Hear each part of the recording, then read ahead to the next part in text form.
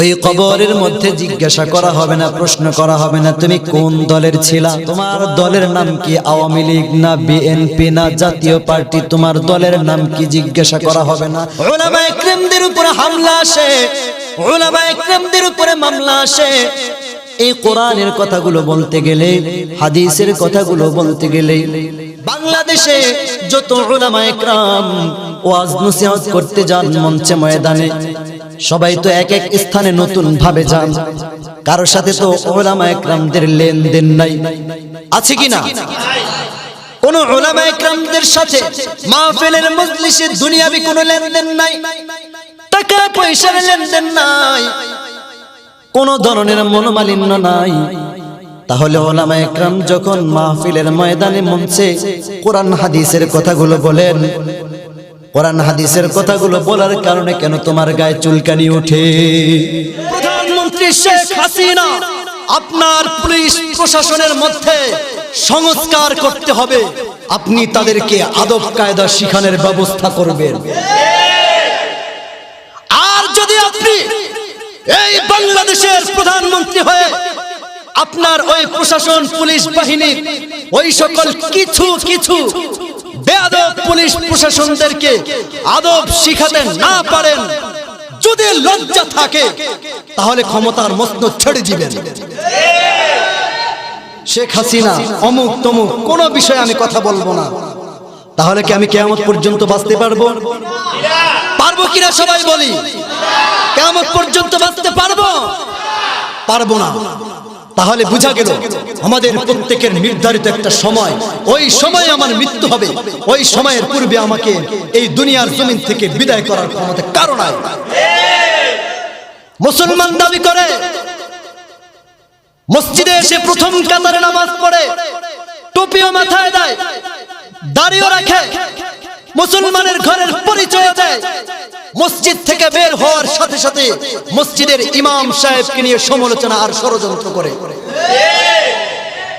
আর বর্তমানে বাংলাদেশের ক্ষমতার মসনদের প্রত্যেকটা শাখায় শাখায় ওই সকল মুসলিম রূপী মুনাফিক বসে আছে, মুসলমানদের মধ্যে মুনাফিক রূপী ওই সকল গাদ্দার, ওই সকল মুনাফিক যারা ক্ষমতার মসনদের শাখায় শাখায় বসে একবার কোরআনের কথা বলে, একবার মানবতার কথা বলে, একবার শান্তির কথা বলে, মুসলমানদেরকে শান্তির বাণী শোনায়, আবার মুসলমানদেরকে মারে। মুসলমান যখন প্রতিবাদে জ্বলে ওঠে তখন মুসলমানদেরকে শান্তির বাণী শোনায়, যখন মুসলমানদেরকে মারা হয় তখন মুসলমানদেরকে শান্তির বাণী শোনায়, যখন মুসলমান প্রতিবাদ করতে যায় তখন মুসলমানকে জঙ্গি হিসেবে ঘোষণা করে।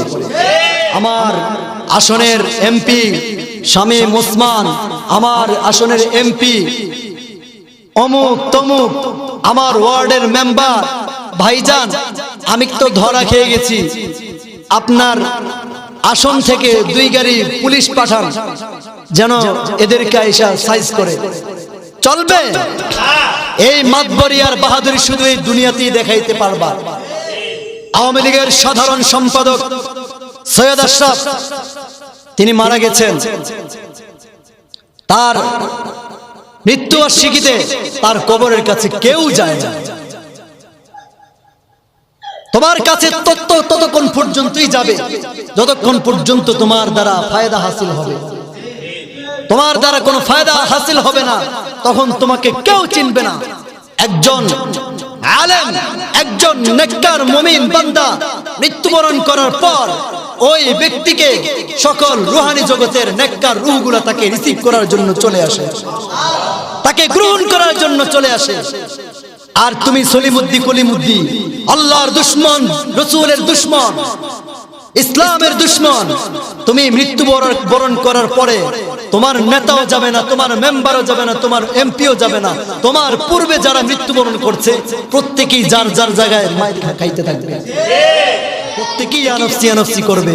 তোমাকে তো বাঁচানোর সময় নেই, তোমাকে ভয় পাই না। তুমি হতে পারো নেতা, তুমি হতে পারো এমপি, তুমি হতে পারো মন্ত্রী, তোমার বাহাদুরি এখানেই শেষ। আর আমি যদি ইমান নিয়ে মরতে পারি, আমার বন্ধু, আমার সাহায্যকারী স্বয়ং আল্লাহ তাআলা হয়ে যাবে। এই যুদ্ধের মধ্যে জিহাদের মধ্যেই হচ্ছে শান্তি শৃঙ্খলা। আর মুসলমানদের এই জিহাদকে দাবায় রাখার জন্য সন্ত্রাসবাদকে আনছে জিহাদের জায়গায়, আর জিহাদকে নিয়ে নেওয়া হয়েছে সন্ত্রাসবাদের জায়গায়। সাবিলুনা সাবিলুনা, জোরে সাবিলুনা সাবিলুনা, আল জিহাদ আল জিহাদ, আল জিহাদ আল জিহাদ। বুলেট চালাইবা, গুলি চালাইবা, জামার বুতাম খুলে দেব, মারো, গুলি করো, ফায়ার করো, ফাঁসির কাস্টে ঝুলাইবা, ঝুলাও, ভয় করি না, পরোয়া করি না। এক আল্লাহর উপর ঈমান এনেছি, রাসূলের উপর ঈমান এনেছি।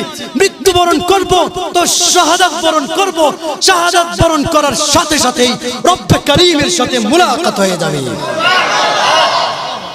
আর গদি টিকাবার জন্য মুসলমানদের, কোটি কোটি মুসলমানদের কলিজায় আঘাত দিয়ে মুসলিম রূপী বেশ ধরে মুনাফিক সেজে আঘাত দিয়েছো গদি টিকানোর জন্য।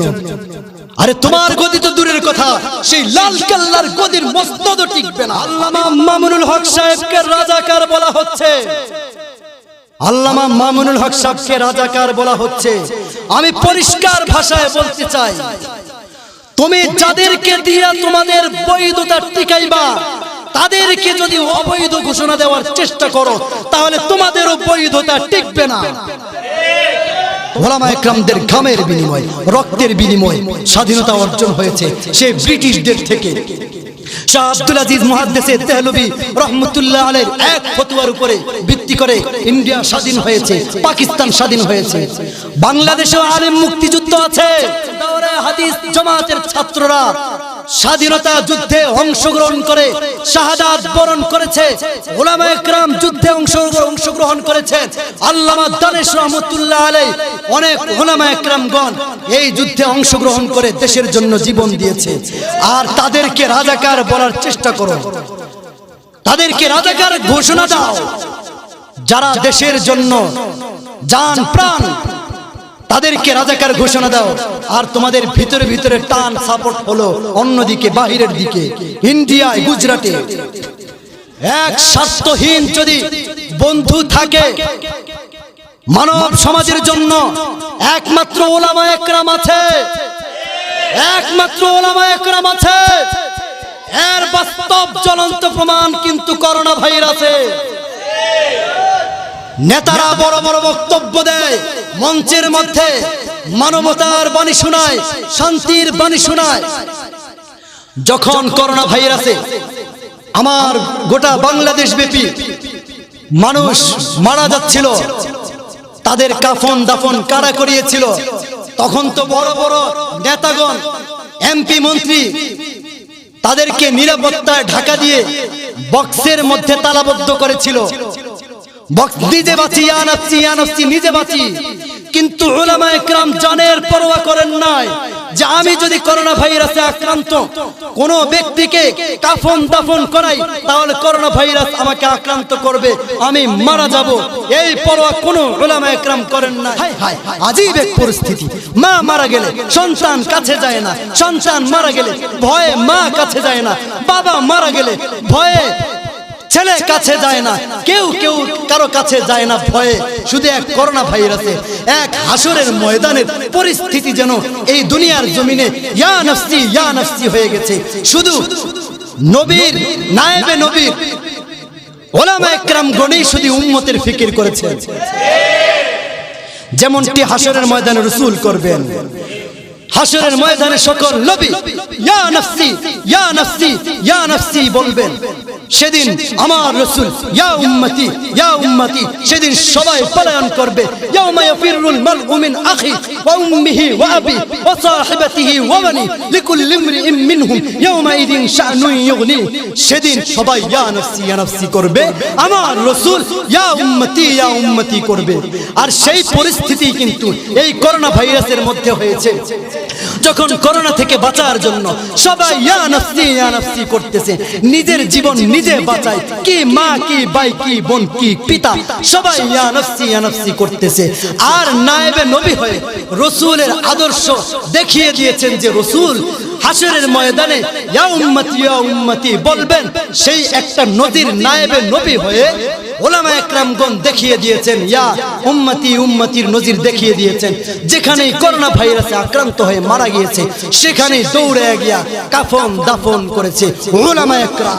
এই জমিনে দেশের মধ্যে একমাত্র মানবতার বন্ধু, জনগণের বন্ধু ওলামা একরাম, ঠিক কিনা?